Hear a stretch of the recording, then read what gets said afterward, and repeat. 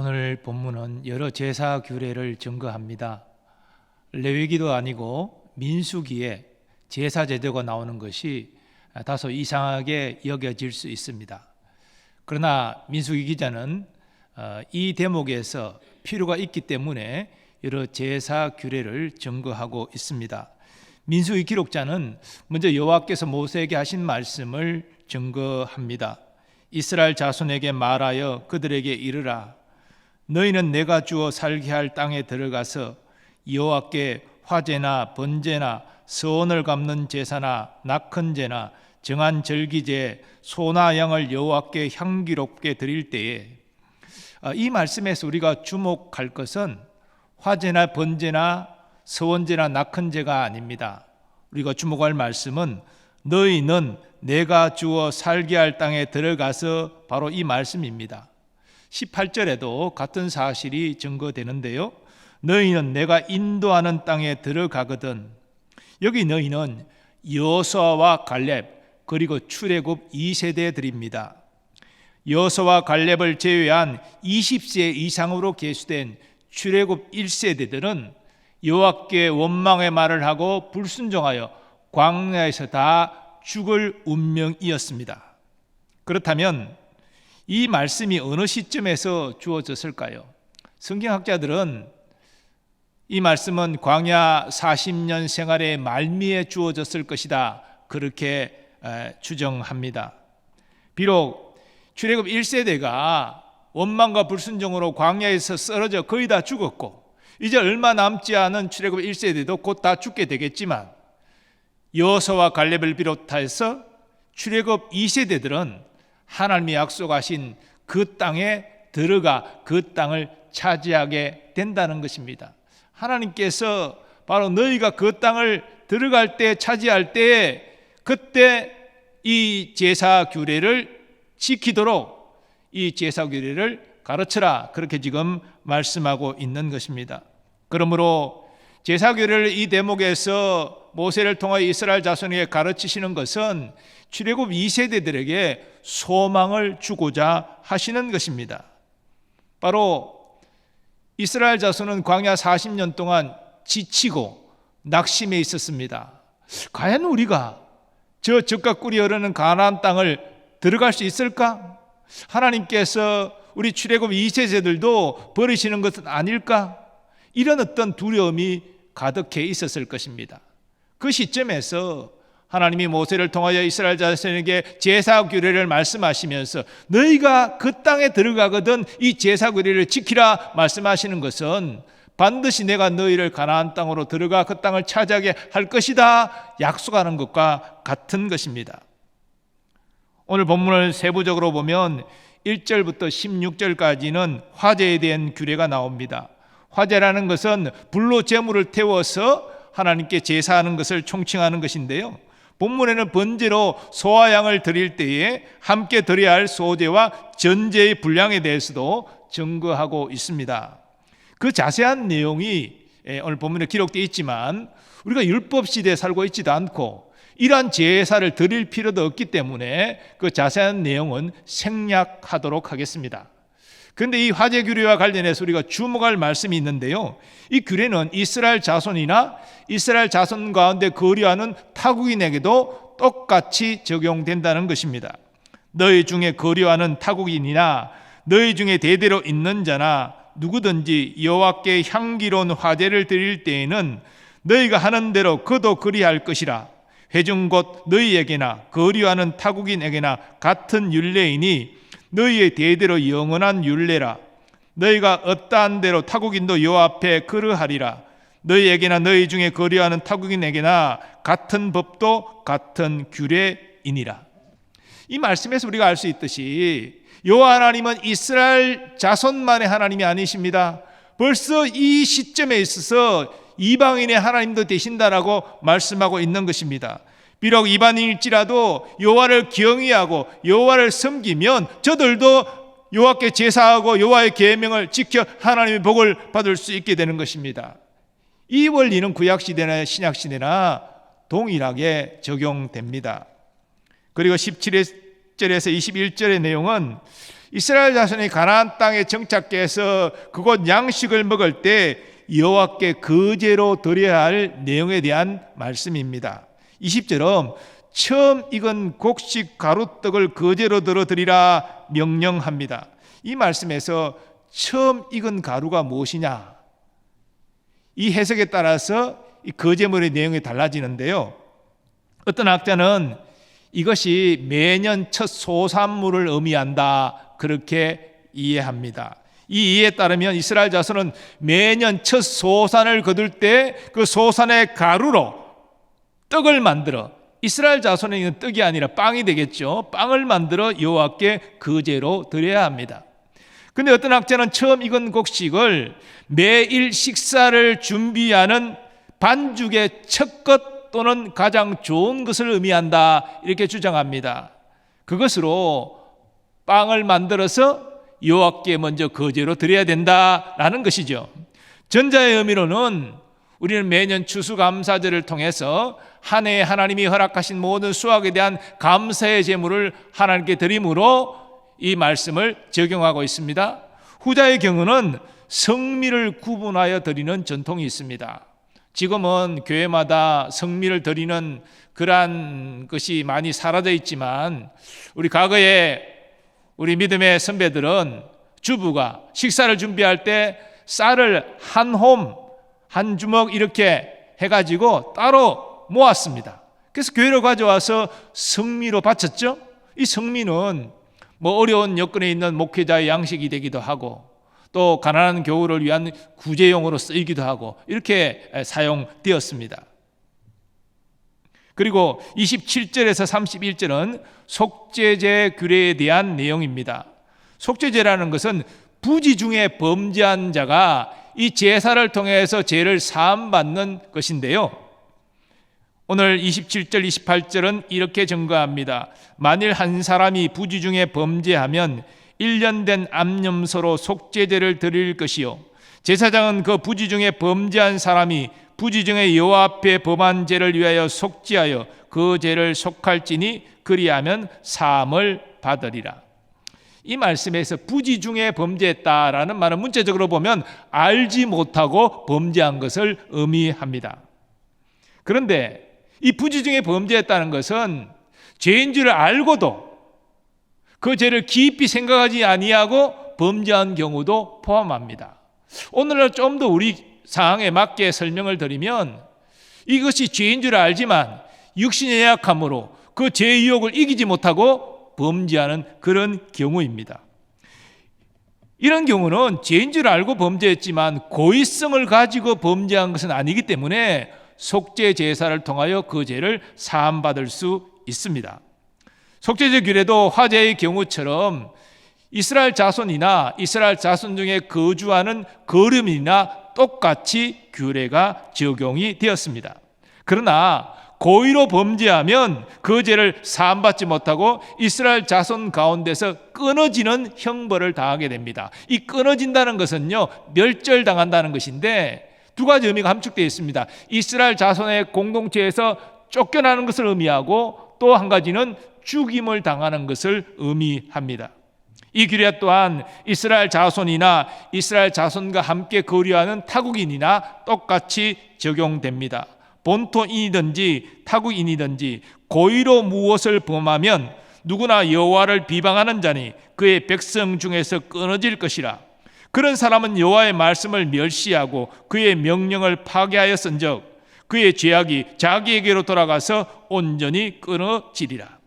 여기로 고의로 범죄한다라는 말의 의미를 이해할 수 있는 힌트가 나오는데요, 여호와의 말씀을 멸시하고 그 명령을 파괴하였다, 이렇게 증거합니다.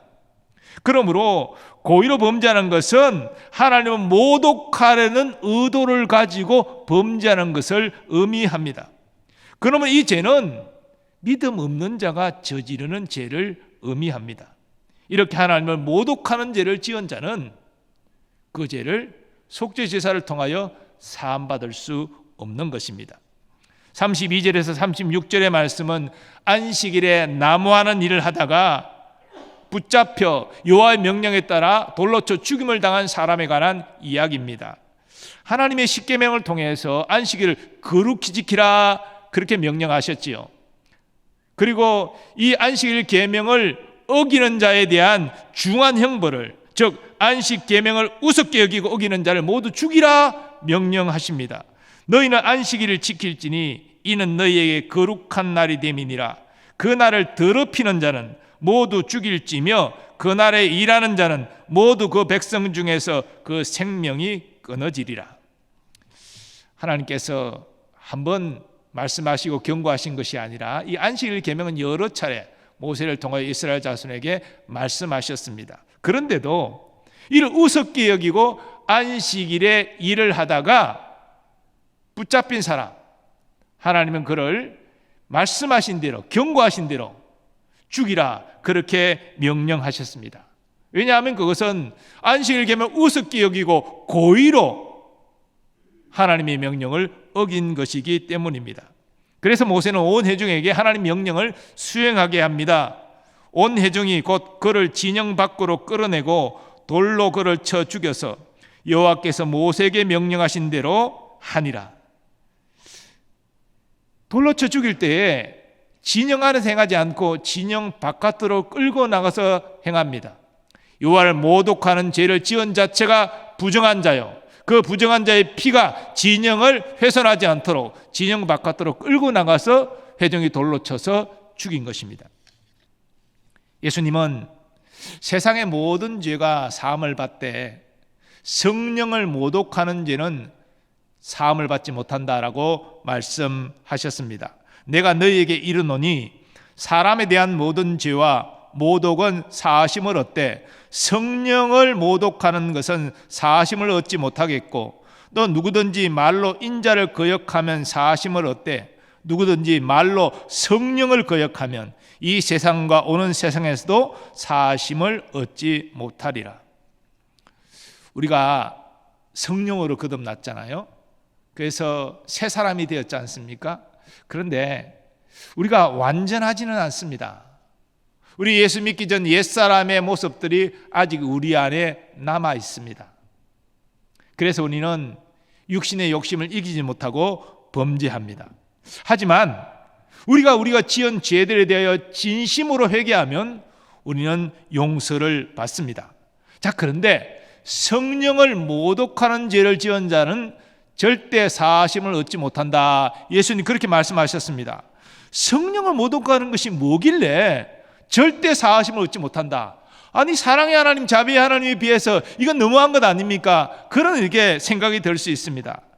그런데 성령을 모독하는 죄를 짓는 사람은 엄밀히 말해서 성령으로 거듭나지 않은 사람입니다. 하나님의 자녀가 아니라는 것이죠. 마귀의 자녀라는 것입니다.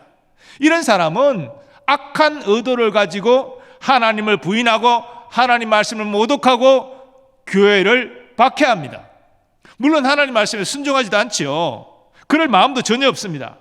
그리고 더욱 중요한 것은 성령이 없는 사람이기 때문에 회개하지 않는다는 것이죠. 그러니 영원히 하나님의 심판을 피할 수가 없는 것입니다. 자, 근데 여기에서 한 가지 의문을 갖게 하는 사람이 등장합니다. 바로 사도 바울 이전의 사울입니다.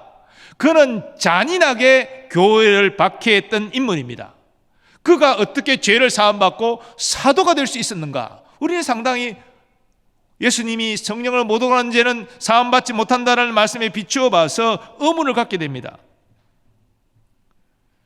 사울이 믿는 자들을 박해할 때 분명히 그는 성령으로 거듭나지 못했습니다. 그런데요, 그가 고의로 악한 의도를 가지고 신자를 박해한 것은 아닙니다. 그는 그렇게 하는 것이 하나님을 위한 일로, 하나님이 기뻐하신 일로 그는 생각했습니다. 왜냐하면 당시 그는 영적인 지각이 없었기 때문에 예수 믿는 자를 이단으로 생각하고 하나님을 모독하는 자로 생각하고 하나님의 영광을 위해서는 내가 이 일에 앞장서서 저 예수 믿는 자들을 박해해야 되겠다. 이것이 하나님께 영광 돌리는 일이다. 그는 철석같이 그렇게 믿었던 것이죠. 즉 그는 하나님의 영광을 위해서 잘못된 열심을 내었던 것입니다. 그러므로 회심한 후에 바울은 자신의 지난 잘못을 겸손히 인정합니다. 내가 전에는 비방자요 박해자요 폭행자였으나 도리어 긍휼을 입은 것은 내가 믿지 아니할 때 알지 못하고 행하였음이라. 바울은 알지 못하고 교회를 박해했습니다. 그리고 깨닫고 난 이후에는 진심으로 회개했죠. 그가 다메섹 도상에서 부활하신 예수를 만나고 눈이 멀어 3일을 보지 못하고 먹지도 못했습니다. 보지 못한 것은 눈이 멀었기 때문에 보지 못한 것이었지만 왜 먹지도 못했을까요? 예수님 만나고 너무나 충격을 받았기 때문이죠. 나는 예수는 이단이라고 생각했고 그 믿는 자들을 잔인하게 박해했는데, 아니 예수님이 하나님의 독생자고 하나님 보내신 구원자라니 너무 충격이 온 것이죠. 그래서 먹지 않고 회개하면서 자신의 지난 잘못에 대한 용서를 구했던 것이지요. 성령 모독죄를 지은 사람은 절대 회개하지 않습니다. 자신의 모든 행동을 합리화합니다. 자랑스럽게 여깁니다. 그러니 하나님의 영원한 심판을 피할 수가 없는 것이죠. 끝으로 37절 이하 말씀은 옷단귀에 술을 만드는 것과 관련된 규례입니다. 이스라엘 자손에게 명령하여 대대로 그들의 옷단귀에 술을 만들고 청색끈을 그 귀의 술에 더하라. 이스라엘 자손이 가나안 땅에 들어가서 옷의 네 모서리에 가장자리 끝이죠, 술을 만들어야 하는 이유를 하나님이 이렇게 말씀하십니다. 이 술은 너희가 보고 여호와의 모든 계명을 기억하여 준행하고 너희를 방종하게 하는 자신의 마음과 눈의 욕심을 따라 음행하지 않게 하기 위함이라. 그리하여 너희가 내 모든 계명을 기억하고 행하면 너희의 하나님 앞에 거룩하리라. 이스라엘 자손은 옷 가장자리 끝에 술을 달아놓고 그걸 지켜보면서 하나님의 계명을 생각해야 했고, 그리고 그 계명에 대한 준행을 행해야 했습니다.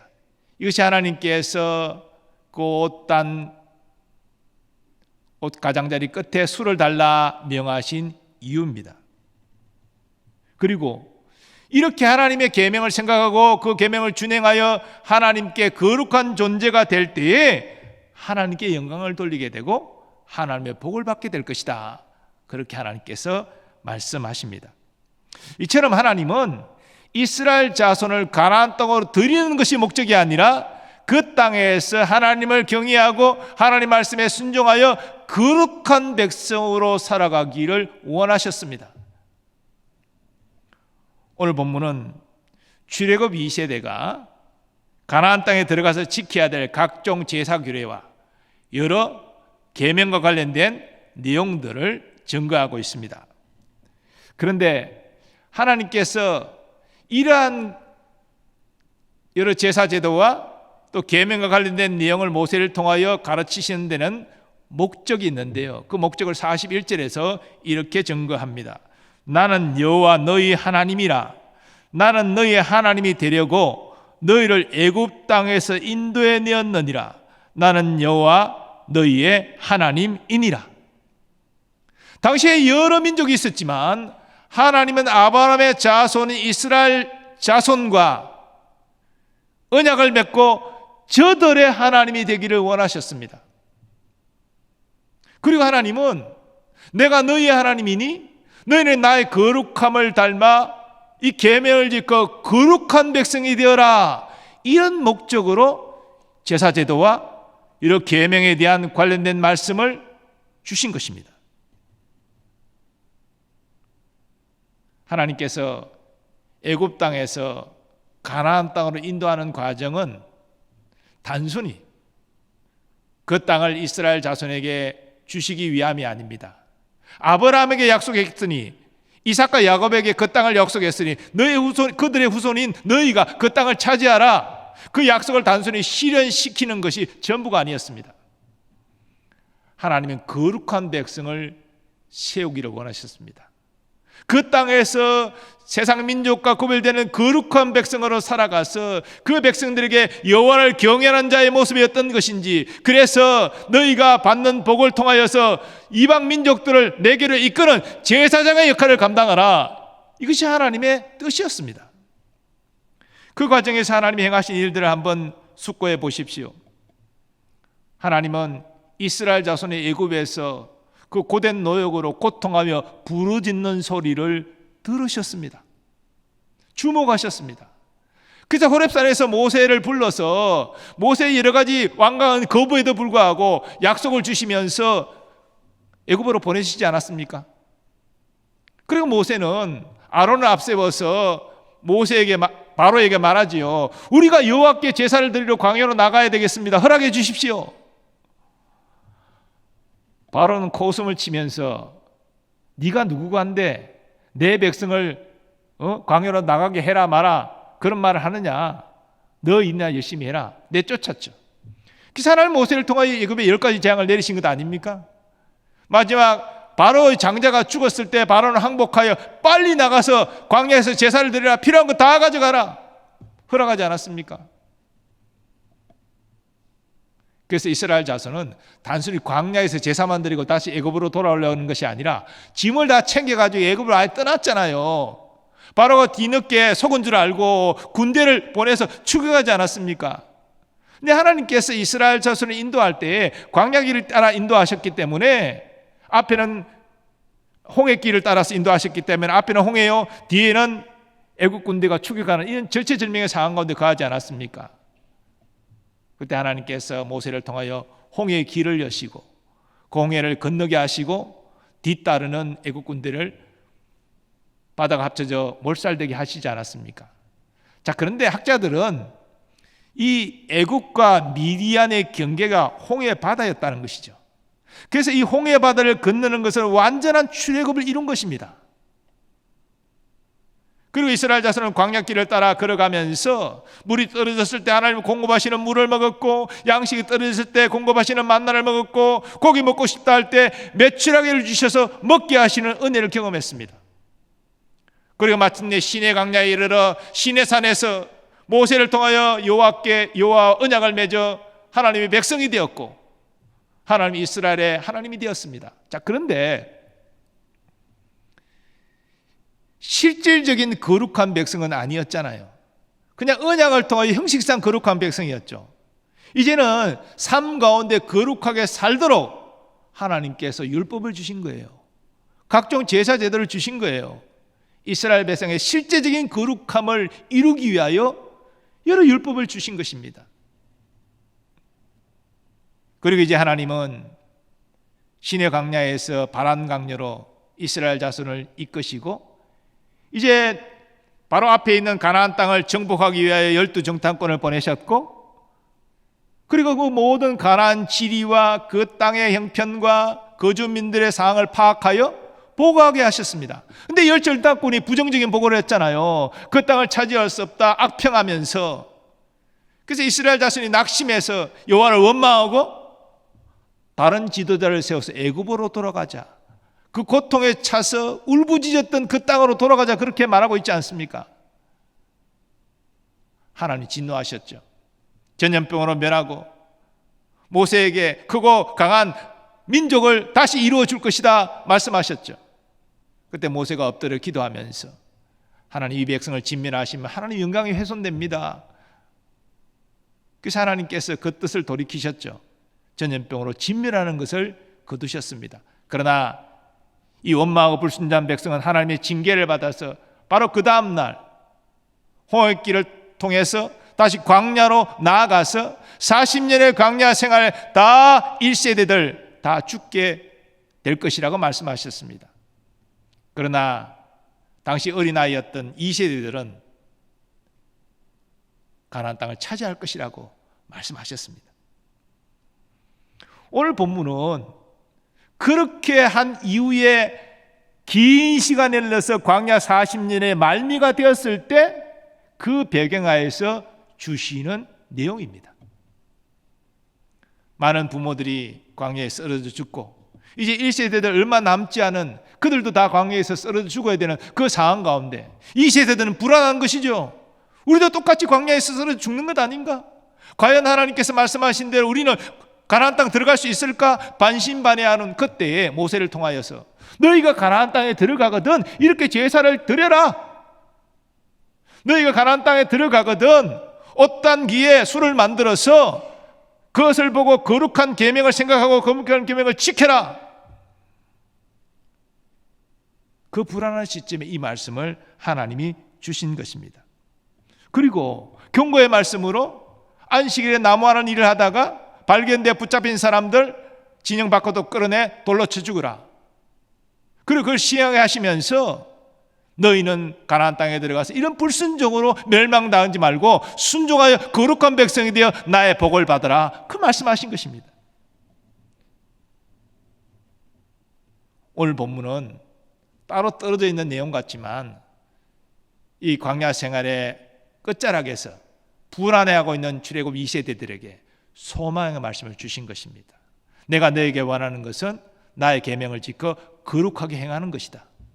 그럴 때 너희가 나를 영화롭게 하고 또 너희가 나에게 쓰임받으며 은혜와 복을 풍성히 누리게 될 것이다. 이거 지금 말씀하신 것입니다. 사랑하는 교우 여러분, 하나님이 이스라엘의 하나님이 되신다는 것은 그 택한 이스라엘이 거룩한 백성으로 세워지고 그러한 거룩한 백성의 하나님 되기를 원한다는 말씀입니다. 하나님께서 예수의 보혈로 우리 죄를 사하시고 또한 예수의 의를 전가하여 우리를 의롭다 하시고 거룩한 백성 삼으신 목적이 무엇입니까? 바로 하나님의 거룩함을 나타내는 백성이 되어라. 바로 그것입니다. 나는 너희 하나님이 되기를 원한다.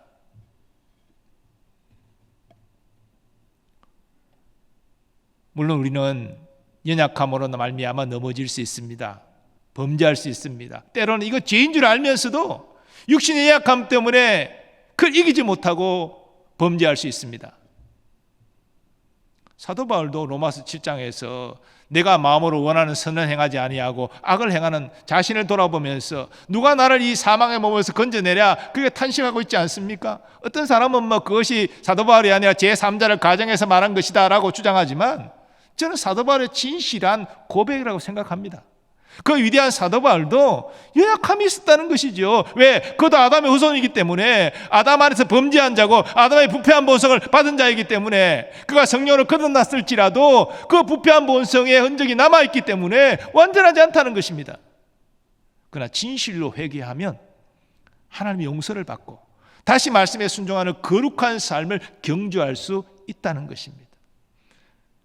하나님이 이스라엘 자손에게 완벽한 거룩함을 요구한 것이 아닙니다. 그것을 요구했다면 오늘 본문에서 속죄제에 대해서는 말씀하지 않았을 거예요. 그냥 부지 중에 범죄한 자는 속죄제사를 통하여 죄를 용서받고 다시 계명에 순종하는 거룩함으로 나아갈 수 있음을 가르쳐 주신 것입니다. 우리도 마찬가지지요. 우리가 성령을 받고 하나님의 사람이라 우리는 성령을 모독하는 죄를 지을 수 없습니다. 회개하는 것이 성령 모독죄를 짓지 않았다는 증거예요. 어떤 사람들은 이 성령 모독죄에 대해 너무나 민감하게 반응해서 내가 성령 모독죄를 짓고 있는 건 아닐까? 그럼 내가 용서받지 못하고 영원한 저주받는데 불안해하는 분이 있는데요. 하나님의 자녀는 성령 모독죄를 지을 수 없어요. 회개하는 사람은 성령 모독죄를 지은 것이 아니에요. 회개하지 않는 사람, 고집하면서 합리하고 끝끝내 회개하지 않는 사람, 그가 성령 모독죄를 짓는 사람이에요. 우리가 회개하면 하나님 우리 죄를 깨끗이 그리스도의 보혈로 씻으시고 우리 죄를 기억치 아니하십니다. 우리는 그 사죄의 은총을 입고 다시 말씀에 순종하여 거룩한 삶을 경주할 수 있는 것입니다. 하나님이 이 시대, 이 타락한 시대 가운데 하나님 백성들의 거룩함을 보기를 원하십니다. 말씀에 순종하는 그 모습, 때로는 연약함으로 넘어질지라도 진실로 회개하고 다시 말씀 붙잡고 순종하며 나아가는 그 자녀의 모습을 보기를 원하십니다. 그리고 그런 우리가 하나님을 기쁘시게 하고 하나님께 쓰임받고 하나님의 은혜와 복을 누리는 모습 보기를 원하십니다. 그리고 거룩한 우리의 아빠 아버지가 되기를 진실로 원하십니다. 그러나 하나님의 그 간절한 소원 앞에 믿음으로 순종해서 날마다 조금씩 더 예수님 모습 닮아가는 거룩한 주의 백성 될 수 있기를 간절히 소망합니다. 아버지 하나님, 이스라엘 자손에게 오늘 본문을 통하여 요구하시는 것이 거룩함이고, 그 거룩한 백성이 하나님이 되기를 원하셨다면 우리에게도 똑같은 소망을 품고 계심을 믿습니다. 하나님 말씀 앞에 거룩하게 순종하여 살게 하여 주옵시고, 때로 연약함으로 범죄했을지라도 진심으로 회개하여 용서받고 다시 거룩함으로 나아가는 주의 백성들 다 되게 하여 주시옵소서. 예수님의 존귀하신 이름으로 기원하옵나이다. 아멘.